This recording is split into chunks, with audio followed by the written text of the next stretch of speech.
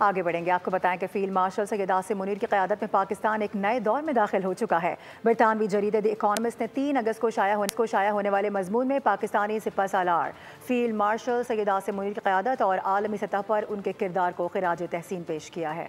پاکستان ہمیشہ زندہ باد۔ برطانوی جریدہ دی اکانومسٹ بھی فیلڈ مارشل عاصم منیر کی قیادت کا معترف 3 اگست کو شائع ہونے والے مضمون میں لکھا کہ فیلڈ مارشل کی قیادت میں پاکستان عالمی سفارتی اور تجارتی نقشے پر ایک نئے اور متحرک انداز میں ابھر رہا ہے۔ دی اکانومسٹ کے مطابق فیلڈ مارشل عاصم منیر نے پاک امریکہ تعلقات کو نئی جہت دی ہے۔ 18 جون کو ٹرمپ سے وائٹ ہاؤس میں ان کی نجی ملاقات خطے میں سفارتی تبدیلی کا آغاز تھی۔ مضمون میں انکشاف کیا گیا کہ سابق صدر ٹرمپ نے بھارت کو مردہ معیشت قرار دیتے ہوئے 25% ٹیرف عائد کیا، جبکہ پاکستان کے ساتھ تجارتی معاہدے کے تحت صرف 19% ٹیرف لاگو کیا گیا۔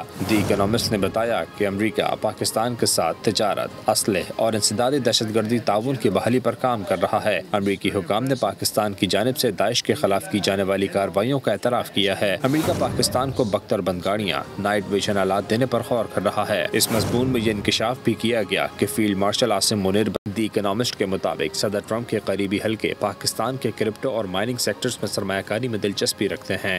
پاکستان کی نئی سفارت حکمت عملی عالمی سطح پر فیلڈ مارشل سید عاصم منیر کو ایک مؤثر اور فیصلہ کن عالمی رہنما کے طور پر اجاگر کر رہی ہے۔ سبسکرائب کریں اور بیل دبائیں تاکہ کوئی خبر رہ نہ جائے۔